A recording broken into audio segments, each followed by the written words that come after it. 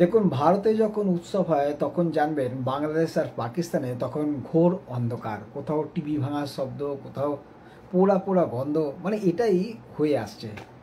তো আজ India champion হয়েছে, আর চ্যাম্পিয়ন্স ট্রফিতে যেটা সব থেকে বড় আলোচনা। আর এই আলোচনার মুহূর্তে সকলের পক্ষ থেকে 140 কোটি ভারতবাসীর কাছে অত্যন্ত আজ গর্বের দিন। এবং এই দিনটার জন্যই তো আমরা অপেক্ষায় থাকি, যে এত একটা সুন্দর মাপের খেলা এবং যেখানে চ্যাম্পিয়ন হলো টিম ইন্ডিয়া এবং বিশ্বের কাছে একটা নজির গড়ল। আসলে রেকর্ড গড়াটা ইন্ডিয়ার কাজ হয়ে গেছে, মানে প্রতিদিন কিছু না কিছু একটা রেকর্ড হয়। আর এই মুহূর্তে যে চিত্রটা আজ ফুটে উঠল দুবাইয়ে সেই চ্যাম্পিয়ন্স ট্রফিতে, 2000 সালে এই নিউজিল্যান্ডের কাছেই হেরেছিল টিম ইন্ডিয়া। তার ঠিক এক একদম 25 বছর পর সেই নিউজিল্যান্ডকে চূর্ণ বিচূর্ণ করে দিল টিম ইন্ডিয়া। শুধু কি টিম ইন্ডিয়া নিউজিল্যান্ডকে আজ হারালো? আপনারা বুকে হাত দিয়ে বলুন তো, এই হারে কি কোনোভাবে জর্জরিত হলো না বাংলাদেশ পাকিস্তান? মানে আমরা দেখি যে যদি বন্ধুর রেজাল্ট ভালো করে, বন্ধুর বা পড়শি কেউ কিছু করলে, বাড়িঘর করলে, পাশাপাশি বাড়ির একদম মনটা খারাপ হয়। তেমনই ইন্ডিয়া জিতেছে, এতে অবশ্যই বাংলাদেশ আর পাকিস্তান আজ অত্যন্ত খারাপ রাত যাবে। এর আগে যেদিনকে পাকিস্তান হেরেছিল সেদিনকে, আর যেদিনকে তো ওরা নিজেরা হেরেছে সে তো গোহারা ব্যাপার।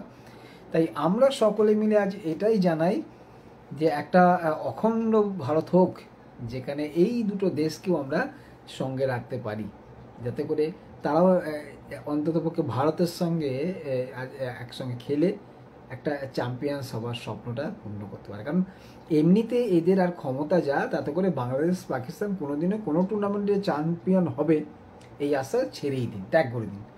আমি শুধু নই, আপনারাও ত্যাগ করে দিন। বাংলাদেশ তো জেনেই গেছে তাদের ওই নাগিন ড্যান্স সে আর জীবনে হবে না। ওই হয়তো কোনো একটা ম্যাচ জিততে পারবে, কিন্তু সেই চ্যাম্পিয়ন্স হবার মতো আর ওদের তাকাত বা ক্ষমতা কিছুই নেই। ওই দু একজন খালি ওই যেটা পারে, ইন্ডিয়াকে খালি এই বল করতে গিয়ে একটা বল করে চোখ বার করে দেখাচ্ছে, এই করে দেবো, এই করে দেবো, মানে এই ছাড়া এদের আর কোনো নেই। তো যাই হোক, আজকে একটা ছোট্ট হিসাব দিয়ে দিই। 2000 সালের পর আবারও নিউজিল্যান্ডকে হারালো এবং টিম ইন্ডিয়া আজকে সবথেকে বড় যেটা 2024 টি-20 ওয়ার্ল্ড কাপের পর 2025 চ্যাম্পিয়ন্স লিগে। আর এইভাবেই কিন্তু পরপর দুটো বড় টুর্নামেন্ট জিতে গেল ইন্ডিয়া। এবং এই যে আজ জয়, এই জয়টা সত্যি আমরা অনেকে ভেবেছিলাম যে কম রান, 251 মাত্র রান, 252 টার্গেট, এতে ইজি হয়ে যাবে। ঠিকঠাক খেলছিল যখন গিল এবং আমাদের রোহিত যখন খেলছিল, তখন আমরা সকলেই ভেবেছিলাম ইজি হয়ে যাক। ক্রিকেট তো একটা বলে খেলা, কখনো এই যে হলো মানে আপ ডাউন, আউট হচ্ছে আবার ব্যাটসম্যান চেঞ্জ হচ্ছে। তবে একটা বিষয় ঠিক, সব ক্ষেত্রে দেখবেন সেই জাদেজা হচ্ছে ম্যাচ উইনিং ব্যাটটা চালে, মানে এটা একটা অন্যরকম লাগে। আজ সত্যি খুব খুশির রাত, আমরা সকলে মিলে আজ আনন্দ করব। আর আনন্দ করারই তো জন্য, শুধুমাত্র টিম ইন্ডিয়া জিতেছে বলে তারাই কেন আনন্দ করবো? আমরা 140 কোটি ভারতবাসীকে এমনি রয়েছি নাকি? এবার যে বিষয়টা হচ্ছে যে আজকে 251 রান এবং 252 ইন্ডিয়া করলো, 4 উইকেটে জয়। একটা বিষয় সত্যি খারাপ লাগে যে এই যে প্রতিবেশী দেশ বাংলাদেশ বলুন, পাকিস্তান বলুন, এরা যখন ভারতের সঙ্গে খেলে দেখবেন এদের অ্যাটিটিউডগুলো দেখাবেন, কেউ এরকম করে ঘাড় এরকম করছে, হ্যাঁ, কেউ বা নাগিন করছে, মানে কিন্তু বিষয়টা হচ্ছে আজকে তো কিউইরা খেলো, নিউজিল্যান্ড খেললো ভারতের সাথে, কোনো বিষয় কি আপনারা লক্ষ্য করেছেন যে এতটুকু কোনো অসম্মানজনক বা কটূক্তি ওদের মধ্যে ফুটে উঠেছে? গোটা ম্যাচ জুড়ে কি সুন্দর শৃঙ্খলা একটা, সেই বাজ পাখির মতো ক্যাচ ধরছে, তারপরে কোনো সেই ব্যাটসম্যানের দিকে চোখ কড়া নজর করে তাকিয়ে থাকা নয়, বা ব্যাটসম্যানের দিকে সেই একটা ধেয়ে আসা নয়। এই জায়গাটাতেই এদের মধ্যে ফারাক। সত্যি অস্ট্রেলিয়া বলুন, নিউজিল্যান্ড বলুন, এইসব বড় বড় টিমগুলো, সাউথ আফ্রিকা বলুন, একটা ভিডিওস কদিন আগে ভাইরাল হয়েছে, দেখছি যে সাউথ আফ্রিকার একজন ব্যাটসম্যান আউট হয়ে যাচ্ছেন, তার সামনে গিয়ে পাকিস্তানের বোলার করেঙ্গা ত্যান করেঙ্গা। এই যে ছোট লোকপনা গিরি, এইগুলো কিন্তু পাকিস্তান বাংলাদেশ যতদিন না ছাড়তে পারবে ততদিন জেনে রাখবেন এরা কোনো দিনও উন্নতি করতে পারবে না। ভবিষ্যৎবাণী অনেকে করেন। তো আমরা যেটা মনে করি যে ভারত আজ জিতেছে শুধুমাত্র খেলায় নয়, শুধুমাত্র মানবিকতার জন্য নয়, এই খেলাটা অনেক কিছু বিষয় শেখালো, বোঝালো।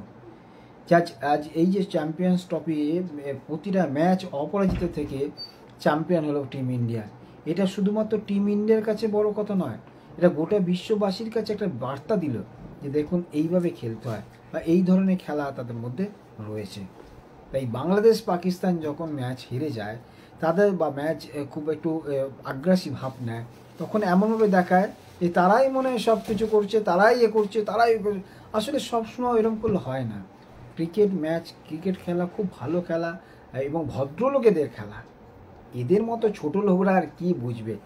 এই পাকিস্তান বাংলাদেশ এই দুটো টিমকে আজ আমাদের সত্যি করুণা হয় যে এরা কেন এমন, কেন আজ পর্যন্ত ওরা বদলাতে পারলো না, বা কেনই বা ওদের মধ্যে সেই একটা বিষয় আসলো না যে একটা হ্যাঁ ক্রিকেটীয় বা একটা ভদ্রতার একটা পরিচয় তারা কেন এখন মধ্যে দেখাতে পারলো না।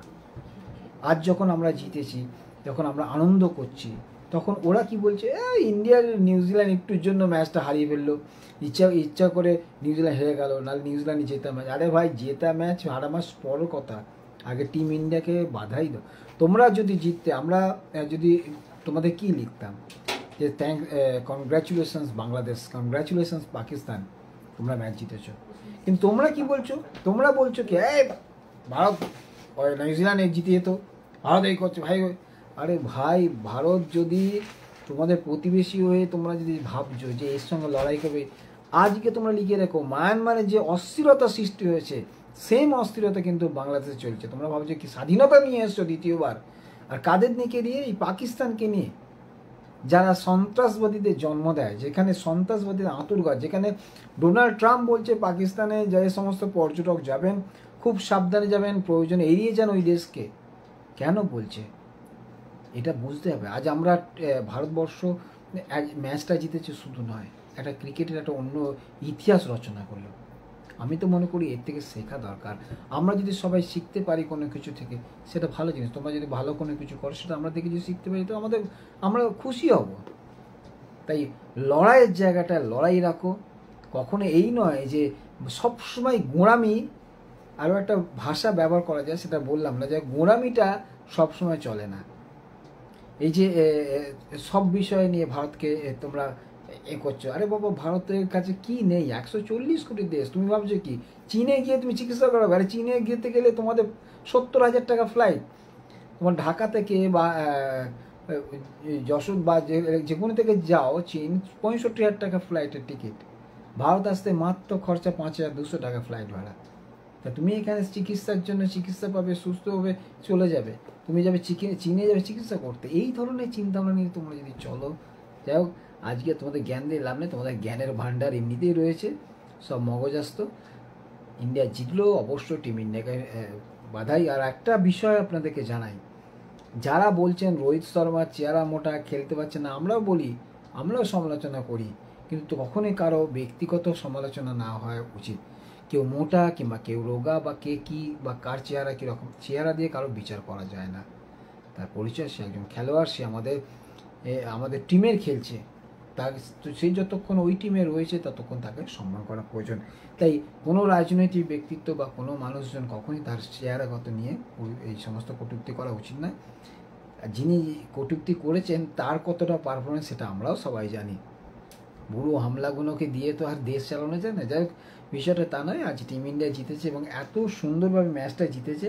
ছোট্ট একটা স্কোর জানিয়ে দিই যে তৃতীয়বার চ্যাম্পিয়ন্স ইন্ডিয়া, 6 বল বাকি থাকতে এতক্ষণে সবাই জেনে গেছেন, তবুও বলে দিই যে আজ আমাদের সত্যি গর্ব দিন এবং রাত বলা চলে। আমাদের রাতটা খুব আনন্দ কাটবে সত্যি।